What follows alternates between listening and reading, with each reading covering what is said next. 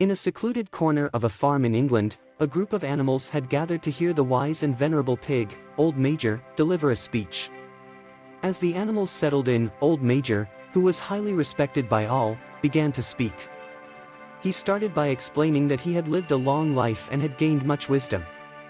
He had come to the conclusion that animals were being treated unfairly by humans and that the only way to make a change was through rebellion.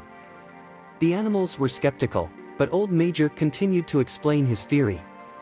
He spoke of a dream he had, a dream of a world where all animals were free and equal. In this world, animals would not be forced to work for humans, and they would not be subjected to cruel treatment. Old Major encouraged the animals to think for themselves and to unite against their oppressors. The other animals were moved by Old Major's words and began to see the injustice that had been done to them. They realized that they had the power to change their situation and that they could work together to create a better life for themselves. As Old Major's speech came to an end, the animals erupted in applause. They were inspired by his vision of a better world, and they were eager to make it a reality. From that moment on, the animals' lives were changed forever. They formed committees and began to work towards their common goal. They sang songs of rebellion and made plans for the day when they would rise up against their human masters. The animals of Manor Farm had been stirred by Old Major's speech and were eager to put his words into action. They formed committees, discussed plans, and sang songs of rebellion. The pigs, who were the most intelligent of the animals, took the lead in organizing the rebellion. They taught the other animals to read and write, and they spread Old Major's message throughout the farm. The animals became more united than ever before, and their determination to overthrow their human oppressors grew stronger with each passing day. One night, the animals put their plan into action. Led by the pigs, they crept into the farmhouse and stole supplies, including food and tools. They then destroyed the tools of their human oppressors, symbolizing their rejection of human domination. The next morning, the animals were ready to rebel. They gathered in the barn and waited for the humans to arrive. When they did, the animals sprang into action. They drove the humans out of the farm and claimed it as their own. The animals celebrated their victory with great enthusiasm. They renamed the farm Animal Farm and wrote the 7 commandments on the wall of the barn, which would guide them in their new society. These commandments were simple but powerful: whatever goes upon 2 legs is an enemy, whatever goes upon 4 legs, or has wings, is a friend, no animal shall wear clothes, no animal shall sleep in a bed, no animal shall drink alcohol, no animal shall kill any other animal, all animals are equal. The animals set to work rebuilding the farm and organizing their society. The pigs, who were the most intelligent, took on the role of leaders and set up a system of committees to manage the farm. The other animals worked hard, and everything seemed to be going well. However, it wasn't long before the pigs began to assert their authority and take control. They claimed the best food and lodging for themselves and began to make decisions without consulting the other animals. Gradually, the pigs became the rulers of Animal Farm, and the other animals found themselves working harder than ever before. As time passed on Animal Farm, the pigs consolidated their power and became increasingly dominant over the other animals. They established themselves as the leaders of the new society, and the other animals found themselves working harder and harder to keep the farm running. One of the first signs of the pigs' tyranny was their control over education. They set up a schoolroom in the barn and taught the young animals how to read and write, but they also used it as a tool for indoctrination. The pigs rewrote history to make themselves appear as the heroes of the rebellion and portrayed the other animals as passive and uninvolved. The pigs also began to modify the 7 commandments to suit their own interests. For example, they added the phrase, "with sheets," to the commandment that prohibited sleeping in beds, allowing themselves to sleep in the farmhouse beds while the other animals slept on the hard ground. As the pigs gained more power, they became increasingly corrupt. They took more than their fair share of the harvest and began to engage in trade with neighboring farms, something that was explicitly prohibited by the 7 commandments. The pigs claimed that they needed the trade to acquire supplies for the farm, but the other animals were skeptical. The other animals began to realize that the pigs were no longer living up to the ideals of the rebellion. They had become just like the humans they had overthrown. But they were afraid to speak out, as the pigs had become increasingly ruthless in enforcing their authority. One day, a group of hens refused to give up their eggs to the pigs. In retaliation, the pigs stopped giving them food and water, causing several of the hens to die of starvation.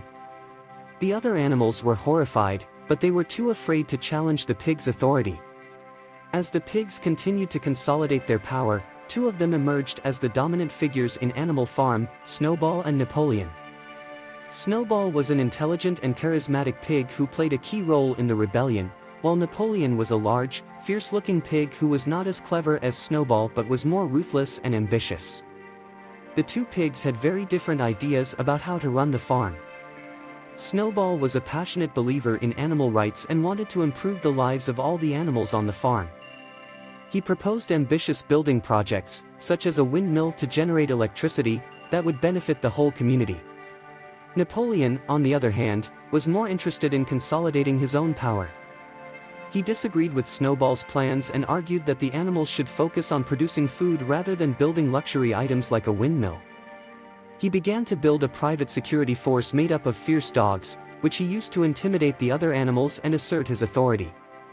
One day, Snowball and Napoleon had a bitter argument about the future of the farm. The other animals were divided between the two pigs, but when Snowball proposed his plan for the windmill, Napoleon suddenly unleashed his dogs on Snowball, driving him from the farm. With Snowball gone, Napoleon took complete control of Animal Farm. He began to make decisions without consulting the other animals, and he used his private security force to enforce his authority. He also took credit for the windmill project that Snowball had proposed, using it as a symbol of his own power. As time passed, Napoleon became more and more tyrannical. He stopped holding meetings with the other animals and instead communicated through his loyal pig, Squealer. He also began to rewrite history, erasing Snowball's role in the rebellion and portraying himself as the hero of Animal Farm. The other animals were miserable under Napoleon's rule. They worked harder than ever before, but they were never given enough food or rest. They began to realize that the rebellion had not led to the utopia they had hoped for but instead had just replaced one group of oppressors with another. Under the rule of Napoleon, life on Animal Farm became increasingly difficult for the other animals. They worked long hours with little rest, and their rations were meager. As their conditions worsened, the animals began to grow restless and discontent. One day, the animals' misery came to a boiling point when they discovered that their food supplies were running dangerously low. They approached Napoleon with their concerns, but he dismissed them and blamed the shortage on the work of the traitor, Snowball. As the food situation continued to worsen, the animals began to whisper amongst themselves about the possibility of another rebellion. However, they were afraid to act, knowing the viciousness of Napoleon and his dogs. The only animal who seemed to have the courage to speak out was Benjamin, the cynical donkey, who had always been skeptical of the rebellion from the start. Meanwhile, the pigs had become increasingly corrupt, taking for themselves the best food and living in luxury in the farmhouse while the other animals toiled away in the fields. They continued to rewrite history to make themselves appear as the heroes of the rebellion, and they used propaganda to convince the other animals that their miserable existence was necessary for the greater good. One day, Napoleon announced that the animals would be building a new schoolroom, which he claimed would benefit all of them. However, the animals were suspicious, knowing that the pigs had never done anything that did not benefit themselves. When they saw the pigs drinking whiskey in the farmhouse, they realized that the materials for the schoolroom had been purchased with money earned from trade with the humans, something that had been strictly prohibited by the original 7 commandments. As the winter approached, the animals grew increasingly desperate. They worked harder than ever before, but their food and rest were insufficient. The pigs continued to live in luxury, while the other animals suffered. Finally, the animals decided that they could no longer tolerate their miserable existence and began to whisper about another rebellion. Despite their growing discontent, the animals continued to work hard, hoping that things would eventually get better.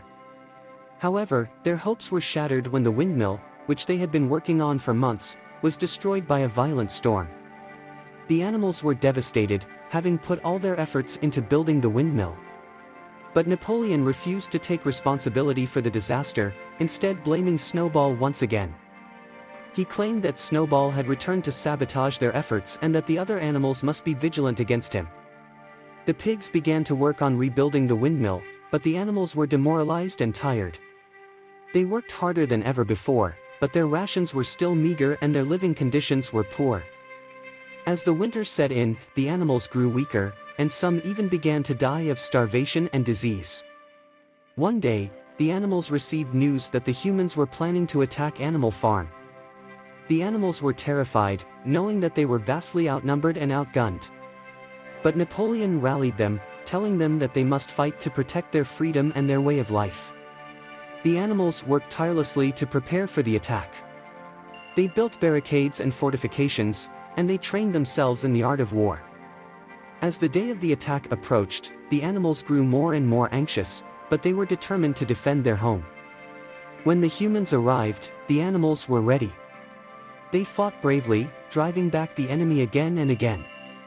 However, the humans had superior weapons, and the animals began to suffer heavy losses.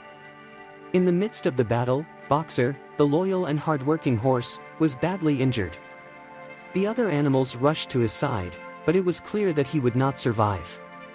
As he lay dying, Boxer expressed his hope that the rebellion would continue and that one day, all animals would be free.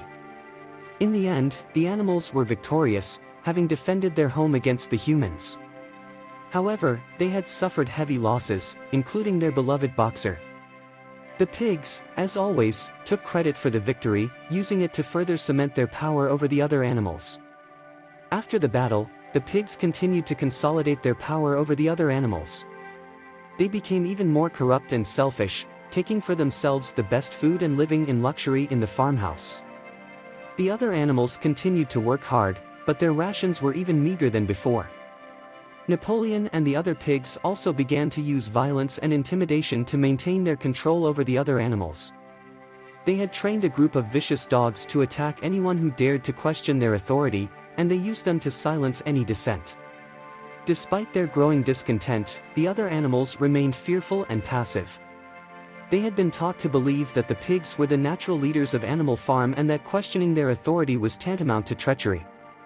The pigs continued to use propaganda and lie to manipulate the other animals, convincing them that their miserable existence was necessary for the greater good.